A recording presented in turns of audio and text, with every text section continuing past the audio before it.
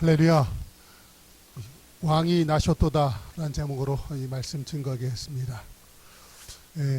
하나님께서 그 사람의 몸을 입고 이 땅에 오신 날 성탄절로 우리가 믿고 기도 신앙생활하고 있는 줄로 압니다.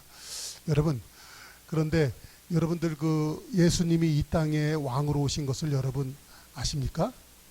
그런데 우리는 본 적도 없어요. 오직 성경 말씀을 통해서 듣고 믿고 있는 줄로 압니다. 여러분, 그러나 그 왕 되신 하나님은 살아계셔서 우리에게 믿을 만한 증거들을 날마다 보여주시고 우리를 성령으로 감동하여 주셔서 우리를 진리로 인도하시기 때문에 우리는 그 예수님이 이 땅에 왕으로 나신 것을 압니다. 그러나 세상의 그 왕은 그 우리가 믿는 왕 되신 하나님과 같지 않아서 매우 결점도 많고 또한 그 리더십도 많이 부족하여서 사람들 갖다가 비탄과 좌절로 이끄는 것을 우리는 늘 보고 있는 가운데 있습니다. 현 시대를 말하지 않아도 우리는 충분히 그러한 사실을 잘 알고 있죠. 그러나 인류 역사에서 보면은 그 사람들은 끊임없이 진짜 왕, 참된 왕, 우리를 바르게 이끌 왕을 갖다가 요구를 했었어요. 사무엘 시대 때에도 그 이스라엘 백성들은 그 왕을 갖다 요구했어요.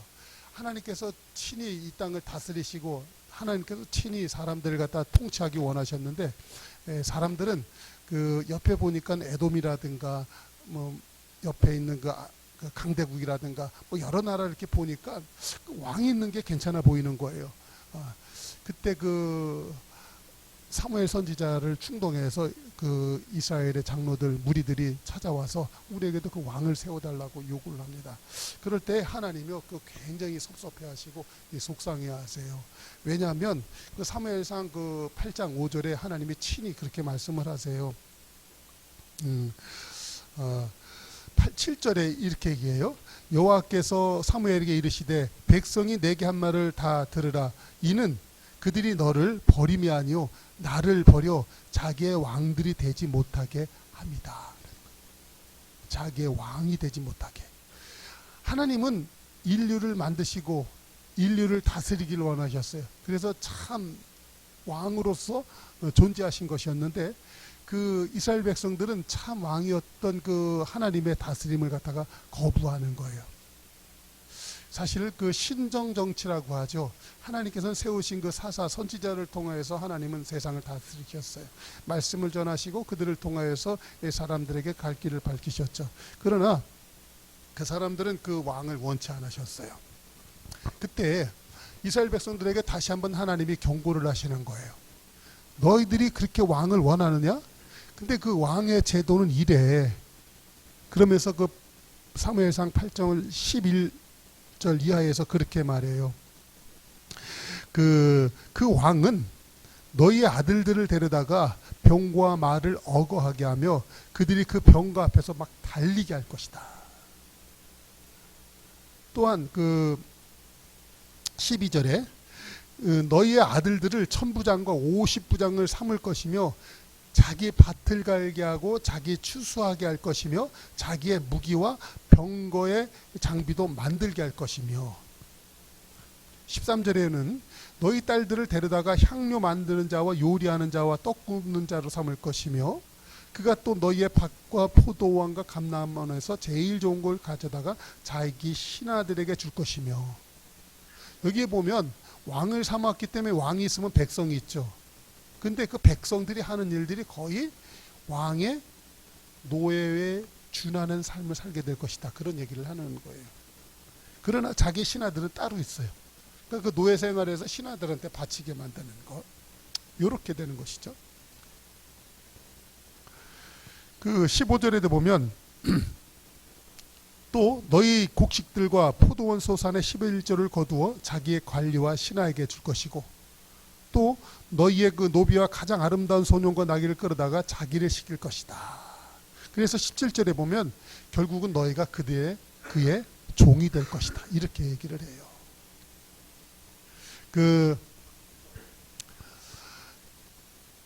사실 그저께도 그 잠깐 그 어떤 그 TV 드라마를 봤는데 거기에 보면 그 대단히 그 재력을 가진 한 기업의 총수가 그 경쟁 상대인 그 사람을 갖다가 할 때 이렇게 얘기해요. 네 애비는 개 돼지와 같았었다. 그래서 내가 개 돼지에게 행했던 일들이 너한테 그렇게 속이 상하냐? 그러니까 너 나한테 덤비지 마. 이런 식으로 말해요. 그런데 실제로다가 현 정부의 그 위정자 중에 한 사람이 이 국민들을 갖다가 뭐라고 하냐면 개 돼지와 같으므로 그들에게 먹을 것 주고 배불리하면 덤비지 않는다.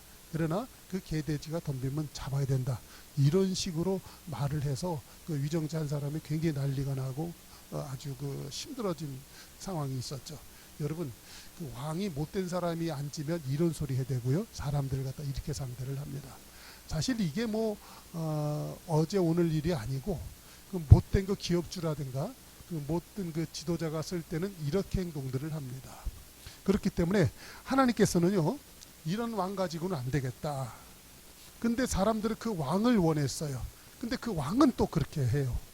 그런데 이 성경의 그 전체 역사가 가만히 보면 하나님께서 그 선지자들을 세우고 이제 하다 안 되니까 사사를 세우고 했는데 그 사사들도 나중에 이 타락을 해요. 근데 그 이스라엘 시대의 마지막 사사가 이 사무엘 선지자죠.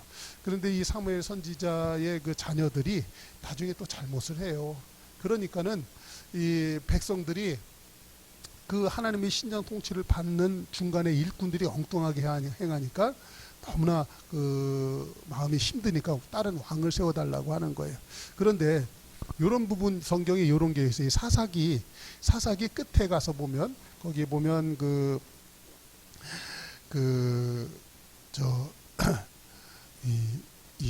레위 족속, 이 레위 족속들의 타락상들에 대한 이야기들이 살짝 나와요. 그러면서 그 레위의 그 족속들이 어디 가서 제사장 생활할 거 없으니까는 그 가정의 어떤 집에 가서 개인 사람의 제사장으로 살다가 그 사람을 갖다가 그 사람의 그 처를 갖다가 그 동네의 그 성경에서는 비류라고 했습니다. 건달들한테 빼앗겨서 그 처가 강간을 당합니다. 그러니까는 이 레위 사람이 너무나 속상해서 이 사람을 갖다가 아내의 몸을 갖다가 12조각으로 해서 이스라엘 12지파에 보내버려요. 그랬고 이 세상에 이런, 그러니까 12지파에서 막 난리가 나는 거예요. 어떻게 이런 일이 있을 수 있느냐. 그래갖고 누가 그랬냐. 그래서 막 그 싸움이 나고 난리가 납니다. 그래서 이 사사기 끝에서는 어떤 것을 갖다 고발하냐면 이 시대의 레위 족속이 너무 배고프다.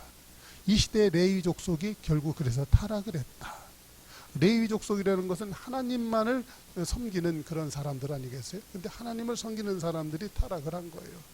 그러니까는 선지자도 말 안 듣고 결국은 사사도 타락을 하고 그 사사들의 근간을 이루고 그 하나님을 섬기는 레위 족속도 타락, 온 세상에 타락하는 거예요. 그러니까 백성들도 타락을 하고 그랬고 나중에는 안 되겠다. 하나님 이제 싫어. 그래서 우리에게 진짜 왕을 보내달라. 뭐 이렇게 되는 거예요. 근데 왕을 세웠더니 그 왕들이 또 그 모양이고 이 세상이 이렇게 돌아가고 있습니다. 어렸을 적에 그 제가 그 3남매인데 그 형이 있고 제 누이 동생이 있었어요. 근데 이제 엄마가 어디 가잖아요. 그러면 우리 형이 무슨 뭐 막 하다가 나하고 우리 동생을 막 때리고 막 야단을 치고 막 혼내고 그런 적이 있었어요. 그러면은 제가 형한테 이제 반기를 들고 매 맞을 수는 없잖아요. 화가 나잖아요. 그래갖고 막 형이랑 붙잡고 막 싸우는 거야. 그러면 이제 우리 어머니가 모친이 그 어렸을 때 그 집들이 옛날에 그렇잖아요. 그 부엌에서 들어오는 문이 있어요. 방으로. 그리고 마루에서 나가는 문이 있고 이제 그런 있잖아요. 그러면 방 안에서 후다닥닥닥닥으로 형제들끼리 막 싸우면 엄마가 부엌에서 뭐 일하다가 부엌 문을 열고 확 들어오는 거예요. 그러면 형이 나를 갖다가 엄마 있는 대로 부엌 문을 쫙 밀고 형은 마루로 해서 확 도망가 버리는 거야. 그랬고 이제 결국은 잡혀요. 그래갖고 엄마가 이제 형을 두들겨 패면서 옛날에는 참 집에 빗자락이 남질 않았어요. 방 쓰는 빗자락 있잖아요. 요새는 그 청소기가 있는데 빗자락으로 형을 한 대 그냥 두들겨 패는 거야. 그러면 빗자락이 뚝 부러져. 세게 세게 팬 것 같아. 그러면서 하는 소리가 뭐냐면 이놈의 새끼, 호랑이 굴에 호랑이 없는 굴에 뭐 여우가 선생이라더니 너가 동생들을 그래서 그리고 막 그렇게 그랬댔어요. 그랬었죠. 예, 호랑이 없는 굴에 여우가 선생이다.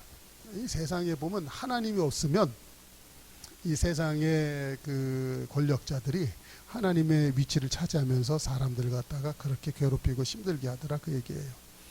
그래서 하나님이 결국은 결단을 하시는 거예요. 결단을 하신 거야. 안 되겠다. 내가 친히 인간 세상에 내려가서 세상을 갖다 다시 한번 새롭게 해야 되겠다.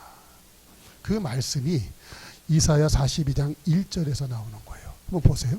내가 붙드는 나의 종, 내 마음에 기뻐하는 나의 택한 사람을 봐라. 내가 나의 신을 그에게 주었은즉 그가 이방의 공의를 베풀리라. 하나님께서 나의 그 기뻐하는 종, 내 마음에 기뻐하는 사람, 나의 택한 사람, 그 사람을 보내겠다는 거예요. 그것이 그 누가복음 2장 1절 이하에 보면 이렇게 얘기해요. 그때에 가이사 아구스토가 영을 내려 천하에 호적하라 하였으니 이 호적은 구레노가 수리아 총독이 되었을 때 처음 한 것이다. 요때에 여기에 보면 가이사 아구스토 왕이 나와요. 가이사 아구스토 왕이 나오고 구레노가 수리아의 총독이 되었을 때, 요때를 아주 성경에서 구체적으로 그 하나님이 이 땅에 사람의 몸을 입고 강생한 때를 정확하게 성경에서 기술하고 있어요. 그런데 여기서 보면 가이사 아구스토가 뭐냐면 그 세상 그 세계 역사에 보면은 옥타비아누스라고 해요. 옥타비아누스 그 이스라엘의 그 초대 황제죠. 근데 이 성경에서는 그 아구스토라고 그러죠. 아구스토, 위대한 자, 신의 아들이란 뜻이죠. 근데 이 사람이 이 로마 이 세계사를 우리가 잠깐 그 공부해 볼 것 같으면 그 로마에는 그 삼두 정치라고 하죠. 그 세 명의 그 원로들이 마음을 맞춰 가지고 이 로마의 그 공화정을 이끄는 그런 시대가 있었습니다. 그런데 처음에는 그 폼페이우스와 가이사르, 성경에 카이사르가 있잖아요. 카이사의 것은 카이사, 그 카이사가 바로 이 사람이에요. 그리고 크라수스, 이 세 명이서 이 삼두 정치 세 사람이 이제 머리를 합쳐가지고 권력을 분립해갖고 해요. 그런데 이 카이사르가 이 세 명 중에서 우선 앞서가면서 그냥 모든 권력을 전부 다 잡아버려요. 그런데 이 사람이 암살을 당해요. 암살을 당합니다. 뭐 그 유명한 얘기지. 플루투스 너마저 그래고 독약 먹고 이 사람이 암살 당해버립니다. 그런데 그래가지고 그 2차로다가 옥타비아누스, 이게 옥타비아누스, 안토니우스, 레피두스, 이 세 사람이 2차로다가 삼두 정치를 하게 돼요. 근데 여기서 옥타비아누스가 레피두스는 진작에 제거됐고 안토니우스하고 그 전쟁을 해요. 그 세계사에서 유명한 그 악티움 해전이라는 것이 있습니다. 이게 세계 전쟁사에 아주 굉장히 유명한 얘기인데, 악티움 해전에서 승리함으로써 옥타비아누스가 이 모든 정권을 갖다 다 잡게 돼요. 그래갖고 로마 원로원까지 접수를 해요. 로마 원로원이 이 유대에 보면 사내들인 공의회가 있잖아요. 사내들인 공의회. 그러니까 그런 거 다 본따 가지고 로마의 식민지 생활을 했잖아요. 유대 나라가. 그래서 이 사내들인 공의회가 다 그런 것을 본따서 들어온 거예요. 그래서 실제로다가 이 사두개파 그리고 바리새파, 이 사람들이 전부 다 이 사내들인 공의회에 이렇게 영향을 받아요. 그 지시를 받아가지고, 그러니까 결국은 로마의 섭정을 받는 거예요. 그래서 분봉왕도 세워지고 이렇게 된 거예요. 실제로다가 이 이스라엘이라는 나라가 로마의 식민지가 되면서 실제로다가는 헬레니즘, 세상 문화에 물들여가지고 그렇게 이제 끌려가는 그런 세대 가운데 있어요. 그래서 이스라엘이 그 신정국가잖아요. 하나님이 세운 나라인데, 그 나라마다도 이 정치적으로 이렇게 세상에 오염돼 가고 있는 판에서 이 옥타비아누스, 이 사람이 그 아구스도라고 성경에 이름이 쓰여요. 그러니까 옥타비아누스가 아구스도예요. 요 사람이 황제가 되었을 때, 그리고 이 구레네오가 수리아의 총독이 되었을 때, 그때 예수님께서 이 땅에 태어났다라고 성경에서는 분명히 얘기하고 있는 줄로 믿습니다. 할렐루야. 그래서 이 예수님께서 이 땅에 오시게 되는데, 여러분, 예수님이 이 땅에 오셔서 어떤 일들을 하셨다고 성경은 얘기하고 있냐면 이렇게 얘기합니다. 3절에 보면 이 상한 갈대를 꺾지 아니하고 꺼져가는 등불을 끄지 아니하고 진리로 공의를 베풀며 그는 쇠하지 아니하고 낙담하지 아니하고 세상에 공의를 세우게 이르리니 섬들이 그 교훈을 앙망하리라. 섬들이 그 교훈을 앙망한다 그랬죠.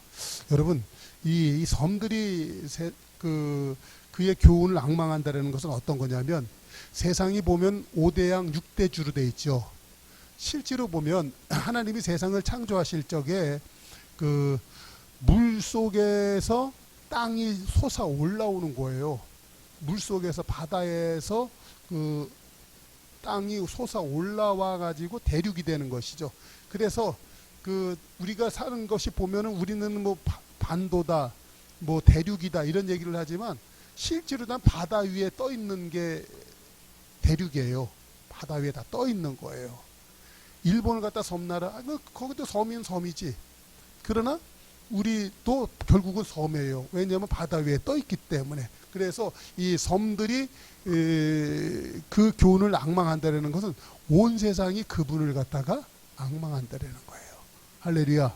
그런데 그럴 수밖에 없는 것이 뭐냐면, 여러분 이대지에 보면 이런 말씀을 제가 적어놨습니다. 정의를 하수같이 공법이 물같이 흐르는 세상. 아모스 5장 25절의 말씀을 얘기했죠. 여러분, 정의가 하수같이 공법이 물같이 흐르는 세상, 정말 모든 사람들이 그 생각하고 모든 사람이 그리워하는 세상이에요. 그런데 세상은 그렇지가 않은 거예요. 잠깐 그 설교의 도입부에서 얘기했던 세상의 그 혼란한 것을 갖다가 성경에서 정확하게 꾸짖고 있어요. 이거 한번 보세요.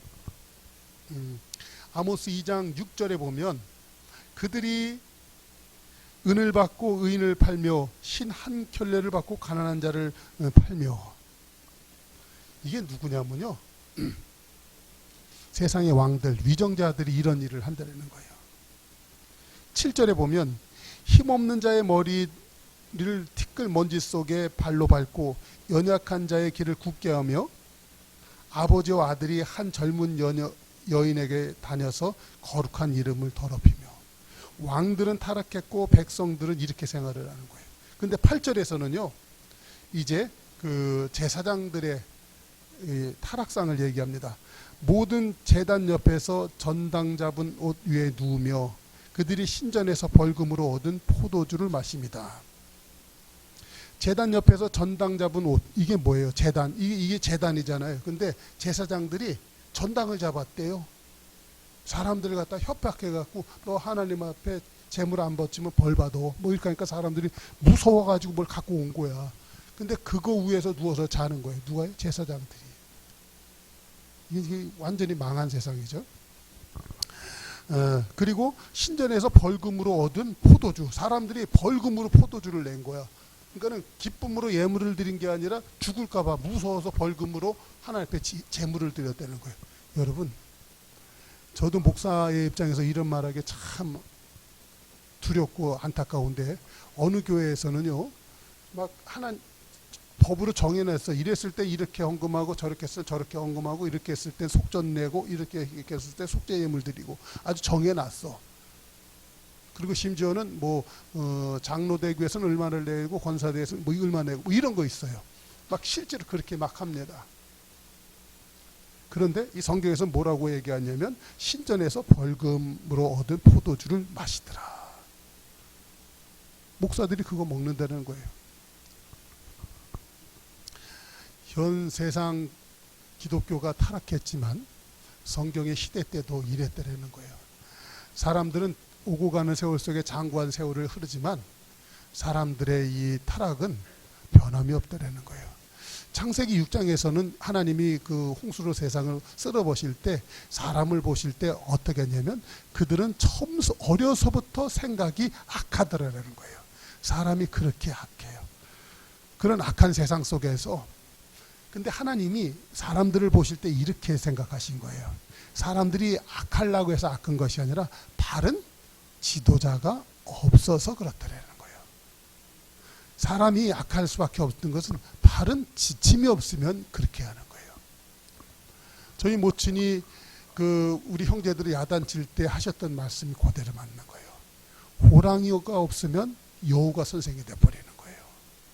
하나님의 은혜가 떠나간 세상 속에 마귀가 세상 임금으로 요한복음 12장 32절에서 보면 세상 임금이 쫓겨난다고 했는데 그 세상 임금이 통치를 하기 때문에 그런 거예요.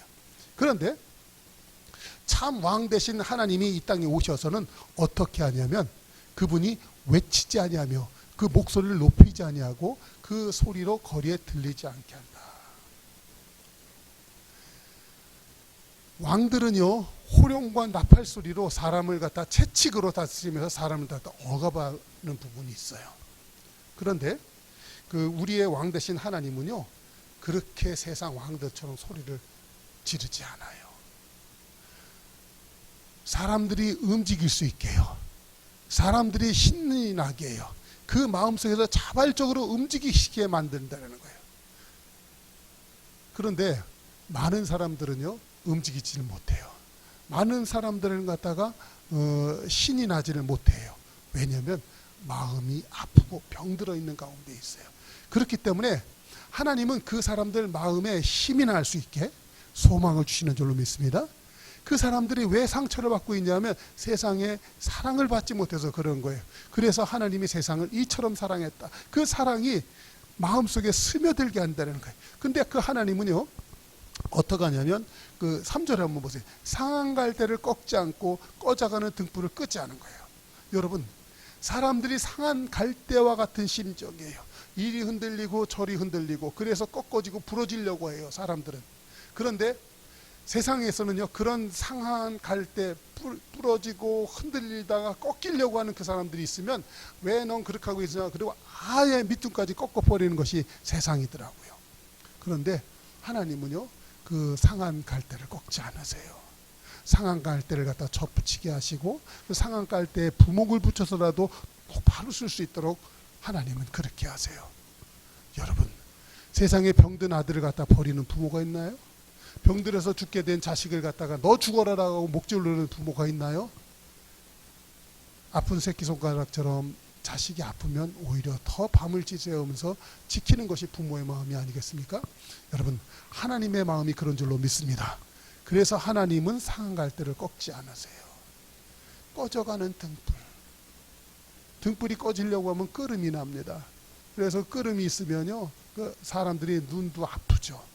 끄름이 나면서 켜지는 그 등불 환하지도 않아요. 그러면 그냥 꺼버려야 되는 거예요. 그러나 하나님은 꺼져가는 등불 같은 인생을 갖다가 결코 끄지 않으세요. 누구든지 내 이름을 부르면 구원을 받으리라 말씀하신 하나님께서는 꺼져가는 등불 같은 내 인생 그 심지 바라보면 안타까운 데가 하나님을 외쳐 부르면 하나님은 반드시 살리시고 구원하시는 하나님인 줄로 믿습니다. 그런데 하나님은 이렇게 좋으신 하나님으로 우리에게 오셔서 얘야 내가 너를 사랑하고 내가 너를 구원하기 원하러 말하는데도요 사람들은요 그 하나님을 갖다 믿지를 않으려고 해요. 그럴 때 여러분 하나님의 입장을 한번 생각해 보세요. 하나님이 이 땅에 아기 예수로 강생하셔서 자그마치 거의 2000년이 지났어요.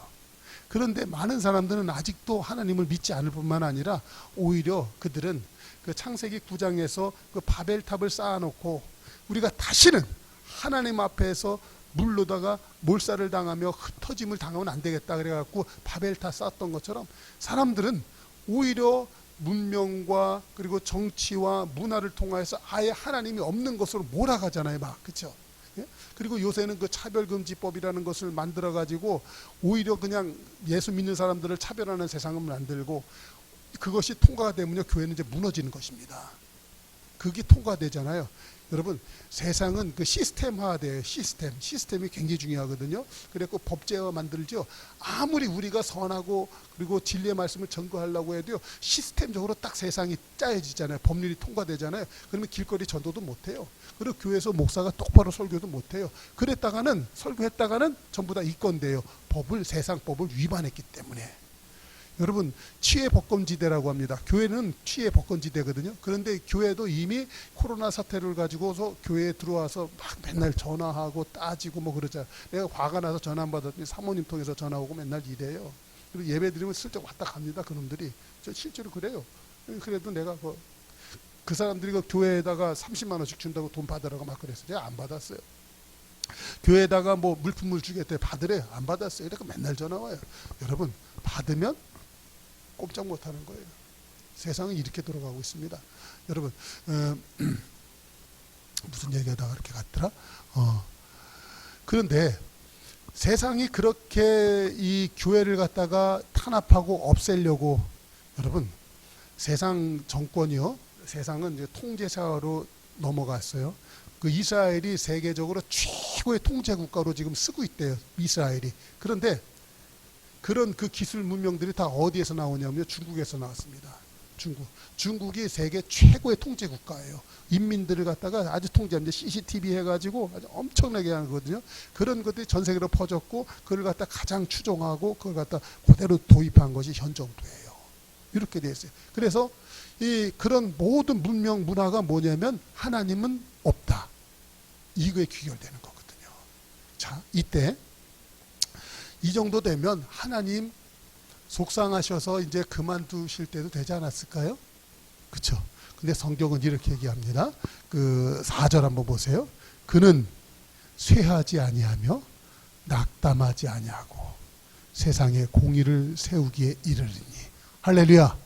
하나님의 열심과 그분의 사랑이 세상을 따뜻하게 하는 줄로 믿습니다. 세상에 어두움이 가득할 때 하나님의 광명의 빛이 떠오르는 줄로 믿습니다. 자, 그런데 우리가 이 한 가지, 이 세상이 이렇게 그냥 어둡고 깜깜한데 이런 속에서 하나님이 나의 붙드는 나의 종, 나의 기뻐하는 그 나의 택한 사람을 보라. 그러면서 그 예수님이 이 땅에 강생하시는 거예요. 누가복음 그 2장 13절, 누가복음 2장 그 13절 그 11절 말씀에 보면 오늘 다윗의 동네에 너희를 위하여 구주가 나셨으니 곧 그리스도 주시다. 그래서 그 예수님의 이 탄생, 예수님이 이 땅에 탄생하셨는데, 자, 우리 여기서 한 가지 우리를 한번 돌아보십시다. 예수님이 이 땅에 오신 것을 믿습니까? 근데 우리도 예수님을 믿노라 하고 살아가고 있지만 많은 부분에서 때로는 우리가 그 예수님이 살아계시고 예수님이 우리를 갖다 이끄시는 것을 우리가 때로는 의심하기도 하고요. 잘 느껴지지 않을 때가 많지 않던가요?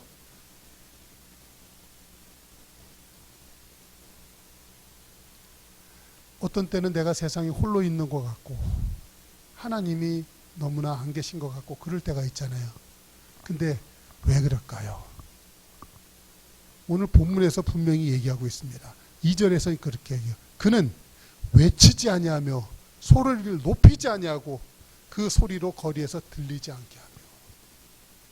그분은요, 소리가 없으신 분이에요. 조용히 움직이시는 분이에요.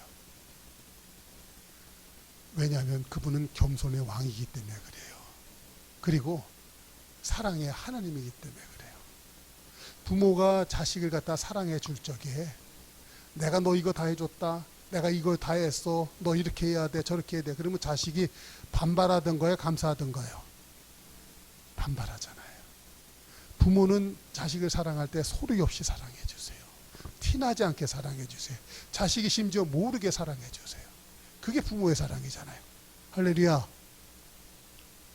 하나님이 우리를 갖다 그렇게 사랑해 주세요. 하나님이요, 봄, 여름, 가을, 겨울 끊임없이 이 세상을 사랑하고 계신 줄로 믿습니다. 아침마다 은혜가 새롭게 하는 거예요. 여러분, 세상이 산소와 질소로 공기가 만들어진 거 알고 있지 않습니까?